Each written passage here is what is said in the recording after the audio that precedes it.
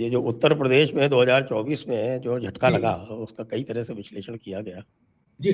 आपका भी अगला विश्लेषण है, और मेरा विश्लेषण जो है वो थोड़ा अलग है, क्योंकि पिछड़ों को कंसोलिडेट करने का प्रयास तो उसमें भी किया गया, कोई ऐसा कोई कमी तो नहीं छोड़ी गई, लेकिन एक कम्युनिटी जो थी वो रुष्ट हो गई थी, और उसका प्रभाव हमें न केवल उत्तर प्रदेश, सवर्ण कम्युनिटी आप भी जानते हैं, ठाकुर भाई लोग हमारे,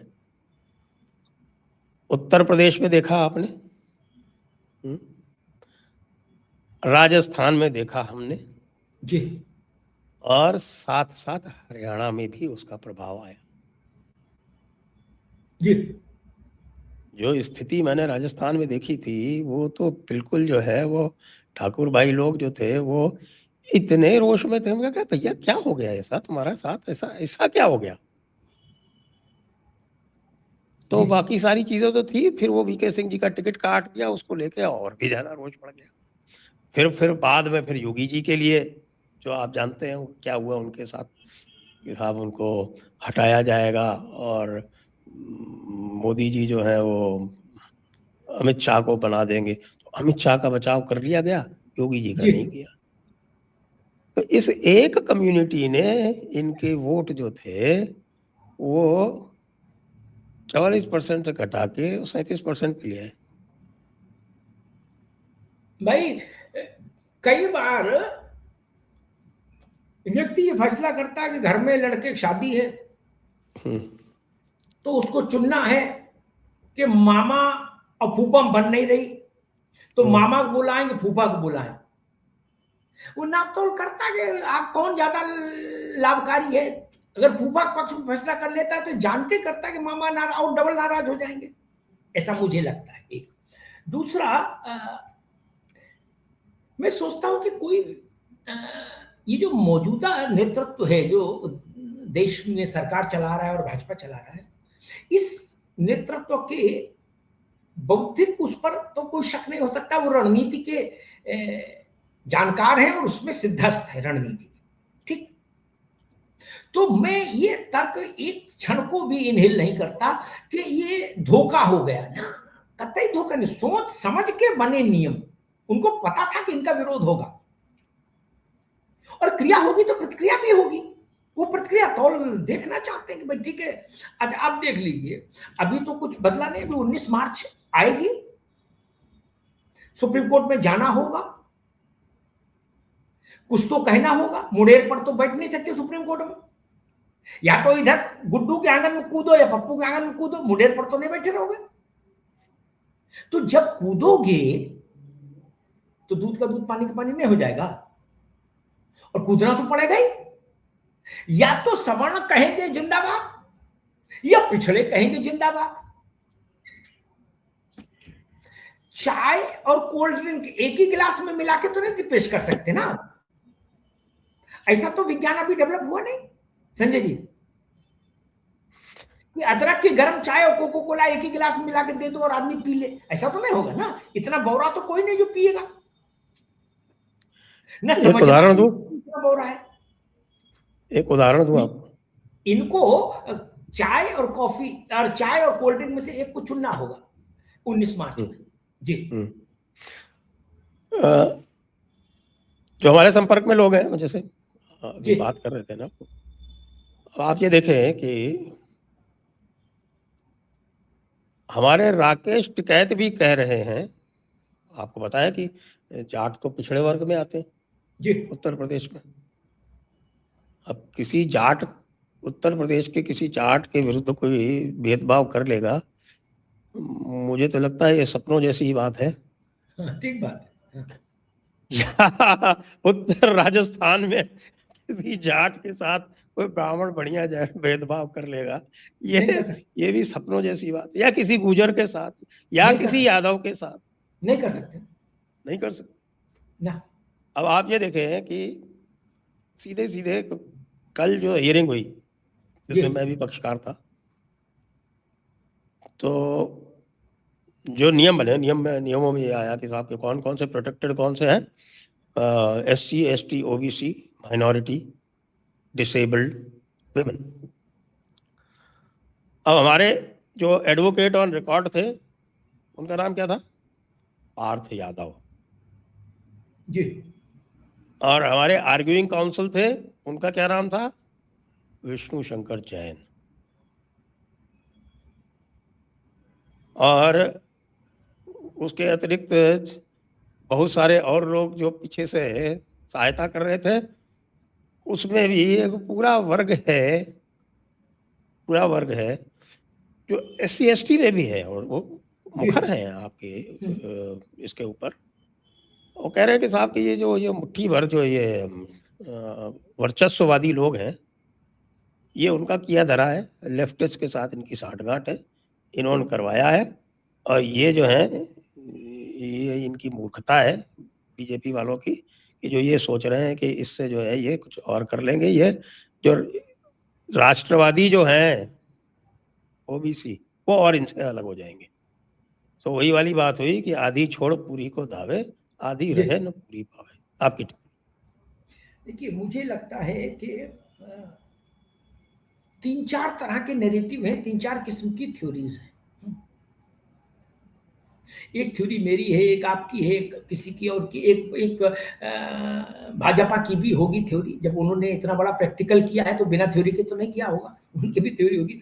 अब देखना ये होगा कि ऊंट बैठता किस करवट है, तब हम इस बात को निर्णायक तौर पर कह पाएंगे कि ये कदम बुद्धिमानीपूर्ण था, ये कदम बूमरैंग था, ये कदम भाजपा के लिए उसको नुकसान पहुंचाने वाला था। क्योंकि बिना उम्मीदों के भाजपा ने इतना बड़ा दांव नहीं चला, मेरा टेक बस इतना है।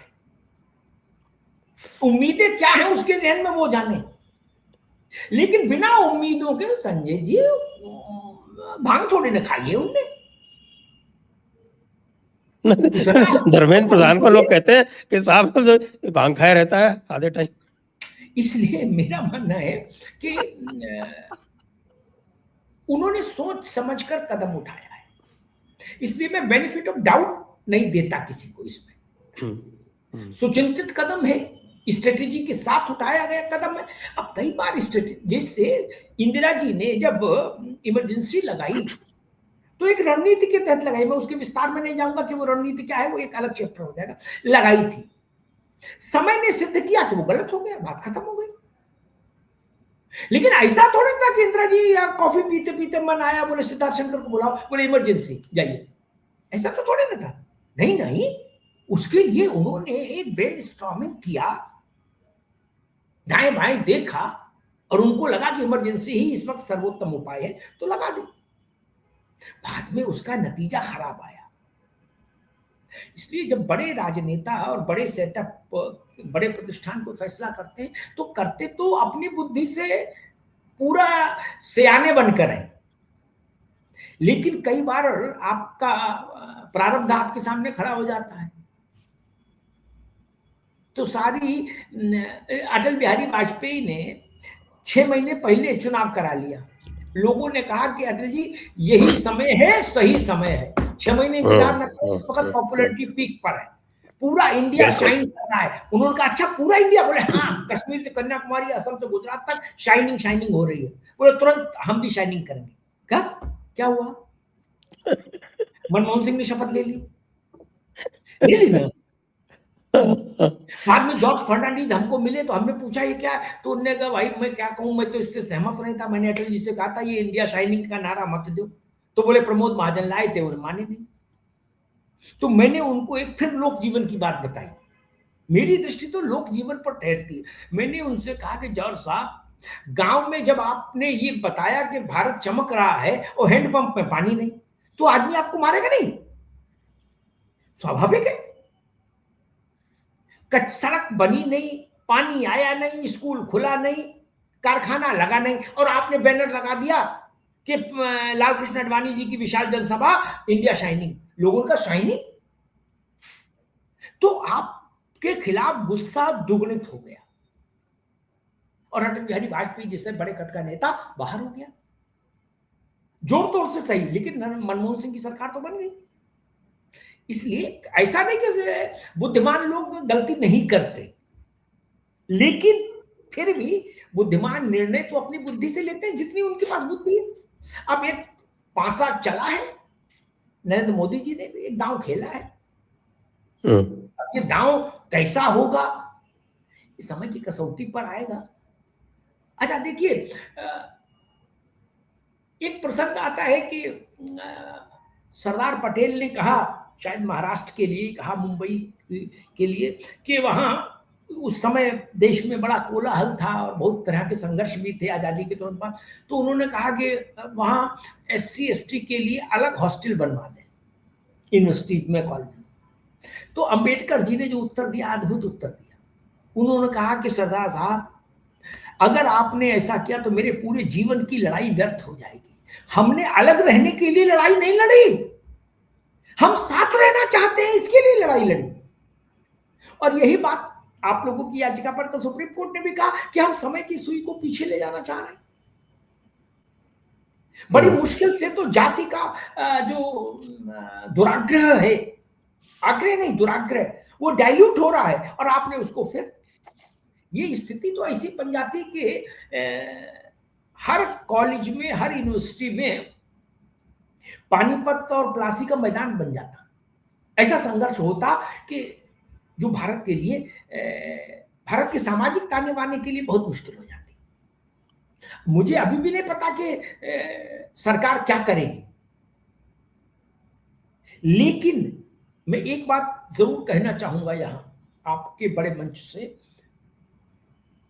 मेरी बात लिख लीजिए।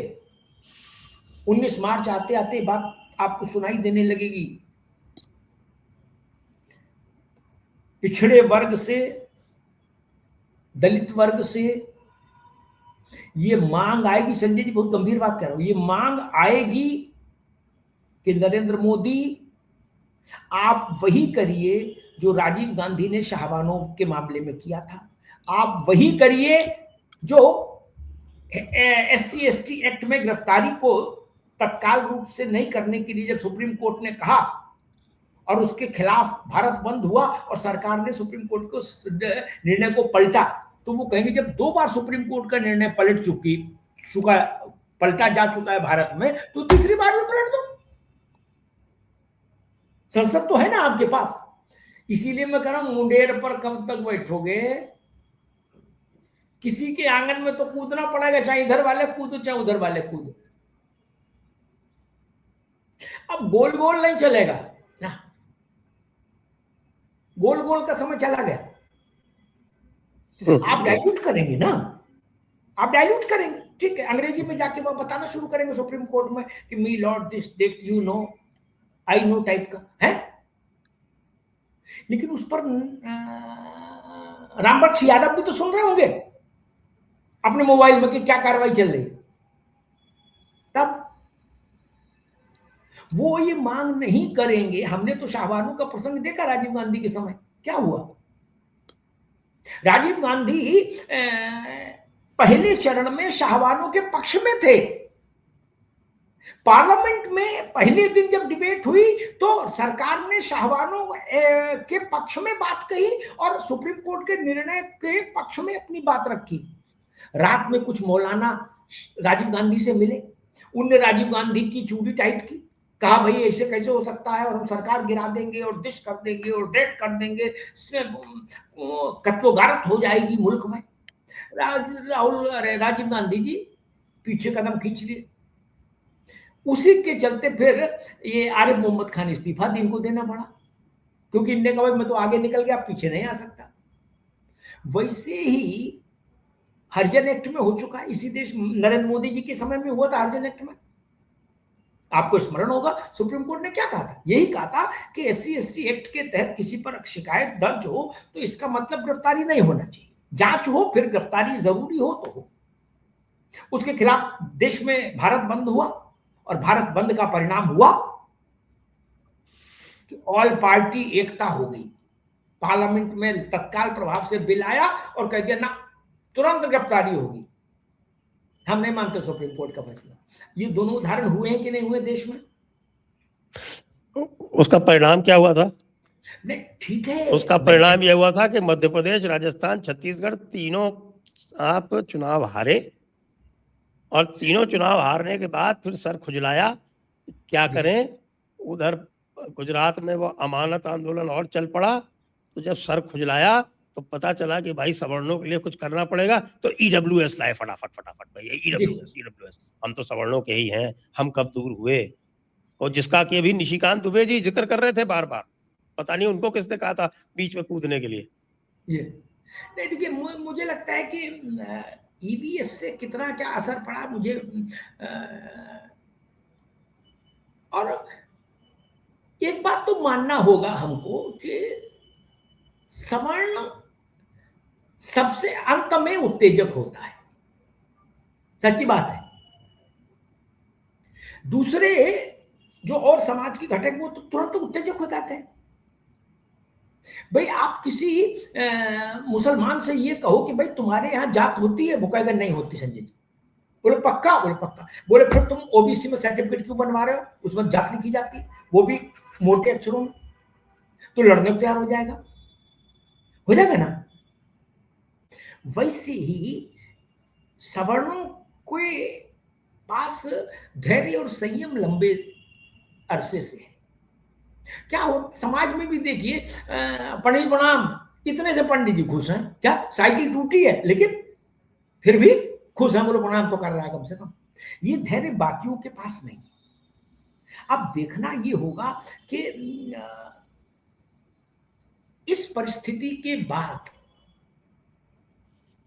मैंने कल कहा था ये आधी जीत हुई सुप्रीम कोर्ट में, आधी अभी बाकी है।